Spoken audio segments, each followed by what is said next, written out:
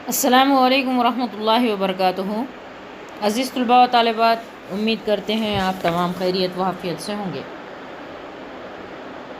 आज हम जमात नहुम का दूसरा सबक पोस की रात का मुताला करेंगे इंशाअल्लाह। ये अफ़साना है और इस अफ़साने को मुंशी प्रेमचंद ने लिखा है, यानी पोस की रात के मुसन्निफ़ मुंशी प्रेमचंद हैं। जब हम पहली बात की तरफ देखते हैं तो शायर मशरिक़ अल्लामा इक़बाल का एक मशहूर शेर है, यानी शायर मशरिक़ अल्लामा इक़बाल के शेर से ये सबक की शुरुआत हो रही है। जिस खेत से दहकान को मुयस्सर न हो रोज़ी, जिस खेत से दहकान को मुयस्सर न हो रोज़ी, इस खेत की हर कोश है गुंदुम को जला दो। देखिए, जब हम शेर पढ़ते हैं तो हमें समझ में आता है कि इसमें किसान का ज़िक्र किया गया है। किसान जो है, जो बेइंतहा मेहनत और मुशक्क़त कर कर खेत से अनाज उगोते हैं, अनाज बोते हैं, लोगों तक अनाज पहुंचाते हैं, उनके बारे में ये सबक है। सबक की शुरुआत से पहले मैं आपको पोस की रात के मायने बताते चलूं कि पोस की रात जो है, सर्दी की वो रातों को कहा, उस रात को कहा गया है जहाँ पर जो फसली सन होते हैं, इसका 9वां महीना यानी दिसंबर की 15वीं तारीख़ से लेकर जनवरी की 15 तारीख़ तक, ये जो वक्त होता है, ये जो ड्यूरेशन होता है, ये इतना सर्दी की इतनी बड़ी बड़ी रातें होती है ये सर्दी की, कि ऐसे में खेत में रात गुजारना बेइंतहाई दुश्वार हो जाता है। बहुत सर्द रातें मानी जाती है ये। अब हम आगे बढ़ते हैं। पहली बात की तरफ हम देखेंगे कि हमारे मुल्क में तकरीबन 7 लाख देहात हैं। कितने हैं? 7 लाख। इन देहातों में ज़्यादातर किसान रहते हैं, मगर ये निहायत अफसोसनाक बात है कि सबके लिए अनाज उगाने वाला किसान अक्सर ख़ुद मुफलिसी और कसम पुरसी की ज़िंदगी गुजारता है। ये बहुत ही अफसोस की बात बताई जा रही है। इसीलिए अल्लामा इक़बाल ने अपने शेर में कहते हैं कि जिस खेत से किसान को रोज़ी ना मिले, उस खेत को आग लगा देना चाहिए।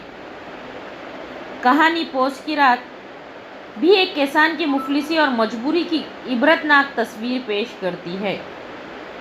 साथ ही इस कहानी में पसमानदा तबके की ज़िंदगी के मसाइल को मौजू बनाया गया है। ये कहानी आज़ादी से पहले लिखी गई थी, यानी ये जो कहानी है पोस की रात मुंशी प्रेमचंद ने आज़ादी से कबल लिखी थी, मगर आज़ादी के 70 साल बाद आज भी किसानों की हालत ज़ार में कोई फ़र्क नहीं आया। यानी जिस तरह पहले उनके हालात हुआ करते थे, आज भी इतने सालों बाद भी किसान के वही हालात हैं। उस ज़माने में वो महाजनों से कर्ज़ लेते थे और उनकी सारी उम्र कर्ज़ चुकाने में गुज़र जाती थी। आज वो बैंकों से कर्ज़ लेते हैं और उस कर्ज़ को अदा करते करते बूढ़े हो जाते हैं। आपने अखबारों में पढ़ा होगा कि बाज़ औक़ात वो कर्ज़ अदा ना कर पाने के खौफ से अपनी जान तक दे देते हैं। ये आजकल के दौर में आम बात है। किसान की ख़ुदकुशी की ख़बरें हम अक्सर न्यूज़ में सुनते रहते हैं और अखबारात में हम पढ़ते रहते हैं। अब देखिए, इसमें भी किसान की एक ऐसी कहानी बताई गई है जिसमें उसकी मजबूरी को सामने लाया गया। हम पहले ये देखते हैं कि अफ़साना क्या है, क्योंकि पोस की रात एक अफ़साना है, तो अफ़साना किसे कहते हैं इसके बारे में हम मालूमात लेंगे इंशाअल्लाह। उर्दू की बयानिया असनाफ़ में सबसे ज़्यादा मकबूलियत अफ़साने को मिली। अफ़साने के ज़रिए फ़र्द की ज़िंदगी के किसी एक पहलू, किसी एक नफ्सियाती या जज्बाती कैफियत या किसी एक तजुर्बे को बयान किया जाता है। अफ़साना क्या है, यह हमें बताया जा रहा है कि किसी भी फ़र्द की ज़िंदगी के कोई पहलू को, वो चाहे नफ्सियाती हो या जज्बाती कैफियत हो या कोई उसका तजुर्बा हो, उसको बयान करते हैं। अफ़साने की कोई क़तई तारीफ़ नहीं है। इसकी मुतअद्दिद तारीफ़ें की गई हैं, यानी बहुत सारी तारीफ़ें इसकी। मसलन अफ़साना किसी एक वाक़ये को बयान होता है जिसमें इब्तिदा, वस्त और अंजाम हो, यानी एक वाक़या भी हो सकता है जिसमें शुरुआत भी हो, درمیانہ روی بھی ہو اور اس کے علاوہ وہ انجام تک پہنچے۔ افسانے میں واقعات کا بیان، کرداروں کی گفتگو اور منظر و ماحول کی پیشکش بہت نپی تلی تاثیر سے بھرپور ہونی چاہیے۔ افسانے کے فن میں پلاٹ، کردار، زبان و مکان، مرکزی خیال اور اسلوب کے خاص اہمیت ہے۔ دیکھیے یہ تھا افسانہ۔ ایک افسانے کے لیے معمولی بات میں کہتے چلوں آپ کو کہ سب سے پہلے انسان کے پاس جب وقت زیادہ تھا پہلے کے دور میں، تو وہ لوگ کہانی ایک دوسرے کو سنایا کرتے تھے۔ ان کی باتیں جو ایک دوسرے سے رہتی تھی وہ شیئر کرتے تھے، وہ کہانی کے طور پر سامنے آتی تھی۔ بعد میں اس نے داستان کی شکل اختیار کی۔ جب انسان کے پاس بہت زیادہ وقت تھا اور کام کم تھا تو وہ لوگ داستان کے طور پر ایک دوسرے سے باتیں کیا کرتے تھے، یعنی داستان کے اندر ما فوق الفطر عناصر ہوا کرتے تھے، وہ لوگ داستان ایک دوسرے کو سنایا کرتے تھے۔ جیسے جیسے وقت بڑھتا گیا پھر داستان سے ناول بنا، ناول کے اندر زندگی کے کچھ پہلوؤں پر نظر ڈالی گئی، زندگی کی اچھائی برائی، اس کے چڑھاؤ اتار وہ ذکر کیے گئے۔ بعد میں افسانے کی جب اور وقت کم ہونے لگا تو پھر افسانہ آیا، پھر ڈرامہ آیا، اس طرح بڑھتے چلا گیا۔ تو اس افسانے میں منشی پریم چند نے، اصل میں منشی پریم چند زیادہ تر دیہاتی زندگی کے بارے میں ہی کہتے ہیں، ان کے بارے میں زیادہ بتاتے ہیں، تو انہوں نے اس افسانے میں کسان کی زندگی ہمیں بتائی ہے۔ اب ہم جان پہچان کرتے ہیں۔ منشی پریم چند کو متفقہ طور پر اردو اور ہندی کا پہلا افسانہ نگار تسلیم کیا جاتا ہے۔ ہندی اور اردو دونوں کا پہلا افسانہ نگار مانا جاتا ہے ان کو۔ وہ بنارس کے ایک گاؤں لمحی پانڈے پور میں 31 جولائی 1880 میں پیدا ہوئے۔ ان کا اصل نام دھنپت رائے تھا۔ اپنی ادبی زندگی کا آغاز انہوں نے نواب رائے کے نام سے کیا، پھر وہ پریم چند کے قلمی نام سے لکھنے لگے اور اسی نام سے مشہور ہوئے۔ سب ان کو جانتے ہیں منشی پریم چند کے نام سے۔ ابتدائی تعلیم انہوں نے گاؤں میں حاصل کی۔ ثانوی تعلیم مکمل کرنے کے بعد وہ سرکاری ملازم ہو گئے۔ شروع میں تدریس کے فرائض انجام دیے۔ انہیں بچپن ہی سے لکھنے کا شوق تھا، یعنی منشی پریم چند جو ہے وہ بچپن سے ہی لکھنا چاہتے تھے، ان کو لکھنے کا بہت شوق تھا۔ 1908 میں ان کی کہانیوں کا پہلا مجموعہ سوز وطن کے نام سے شائع ہوا، جو کافی مشہور و معروف ہے سوز وطن کے نام سے، جس پر انگریزی حکومت نے پابندی عائد کر دی، یعنی انگریز نہیں چاہتے تھے کہ وہ سارے لوگ اس افسانے کو پڑھیں، اس لیے انہوں نے اس کے اوپر پابندی عائد کر دی تھی۔ پریم چند نے 300 سے زیادہ افسانے اور 12 ناول لکھے۔ 300 سے زیادہ افسانے لکھے اور 12 ناول بھی لکھے، جس میں گویدان، غبن، میدان عمل، بازار حسن اہم ہیں۔ ان کے افسانوں کا ایک ایک لفظ انسانی درد مندی کے جذبے سے سرشار نظر آتا ہے۔ 8 اکتوبر 1936 کو اس دار فانی سے کوچ کر گئے۔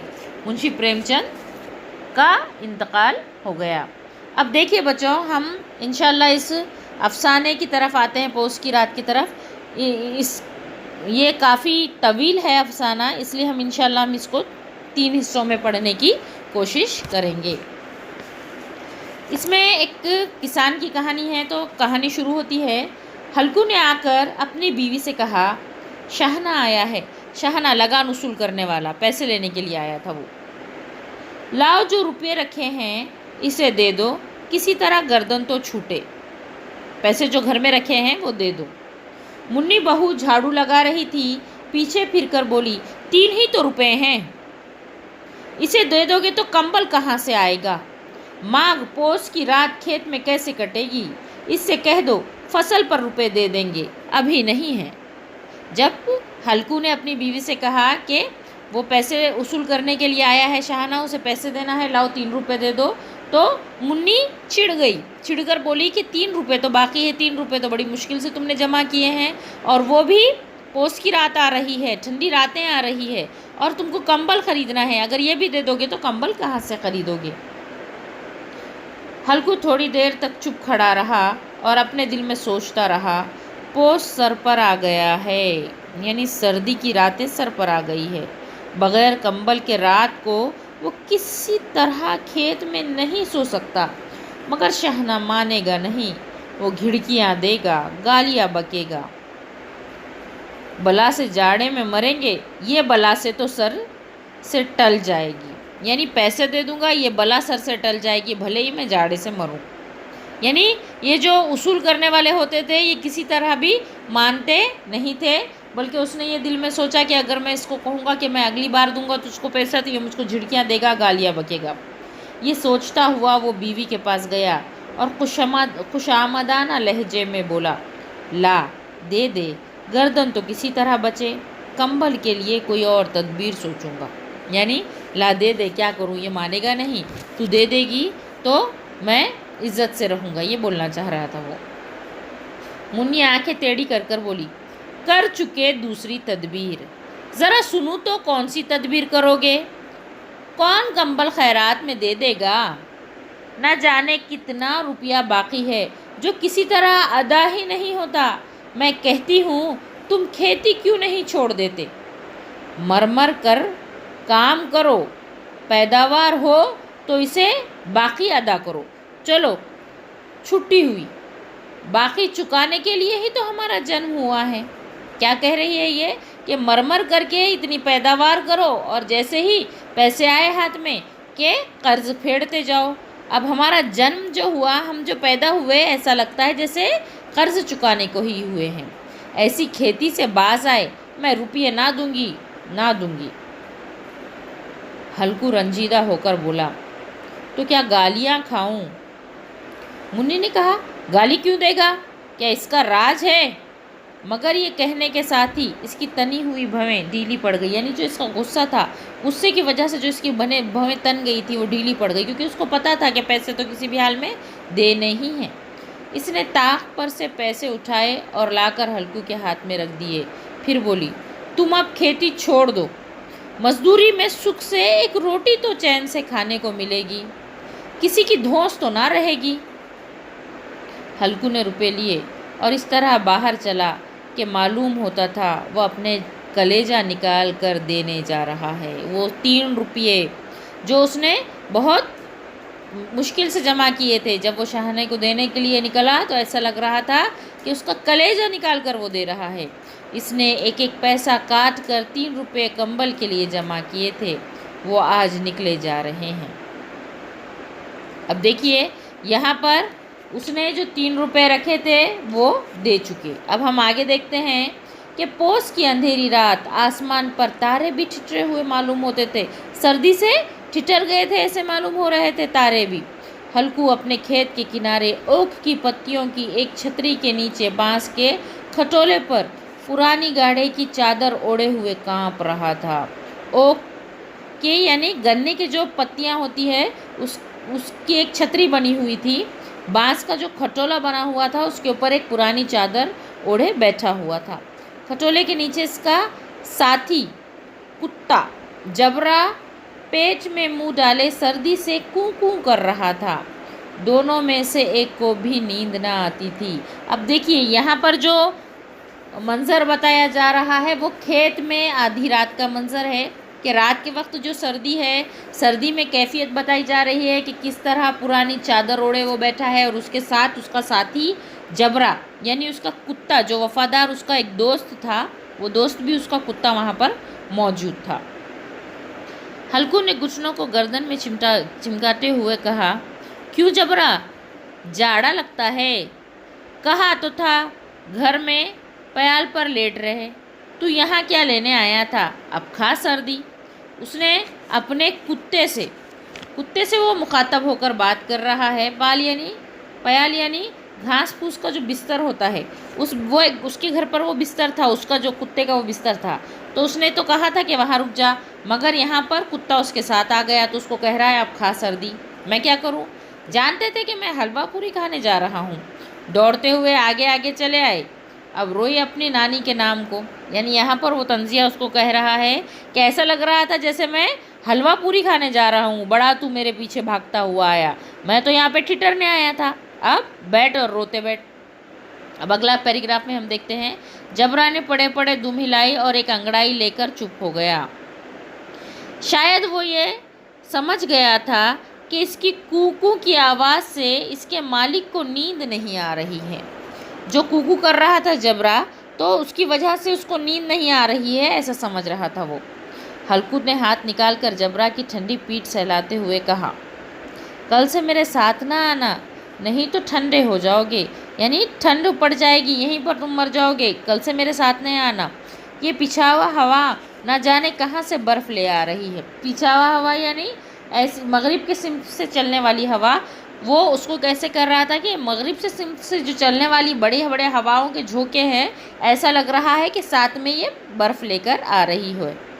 اٹھو پھر ایک چلم بھرو، کسی طرح رات تو کٹے۔ چلم کہتے ہیں حقہ جو ہوتا ہے نا، حقے کی طرح ہوتی ہے، اس میں تمباکو بھر کر پیا جاتا ہے سگریٹ کی طرح۔ ہلکو اٹھا اور گڑے میں سے ذرا سی آگ نکال کر چلم بھری۔ جبرا بھی اٹھ بیٹھا۔ ہلکو نے چلم پیتے ہوئے کہا، پیے گا چلم؟ جاڑا تو کیا جاتا ہے یہاں، ذرا من بہل جاتا ہے۔ یعنی ہلکو اپنے دوست جبرا سے بات کرتے ہوئے کہہ رہا ہے کہ یہ چلم پینے سے کوئی جاڑا واڑا نہیں جاتا، ہاں مگر دل کو ایک طرح کا سکون اور اطمینان ہو جاتا ہے کہ ہاں چلو چلم پی رہے ہیں، کچھ من بہل جاتا ہے، اپنا ذہن کہیں اور لگ جاتا ہے۔ اب اس طرح کی گفتگو یہ دونوں کے درمیان ہوئی۔ انشاءاللہ ہم دوسرے پارٹ میں اگلا سبق پڑھنے کی کوشش کریں گے۔ امید کرتی ہوں آپ تمام کو سمجھ آیا ہوگا۔ چلیے اللہ حافظ۔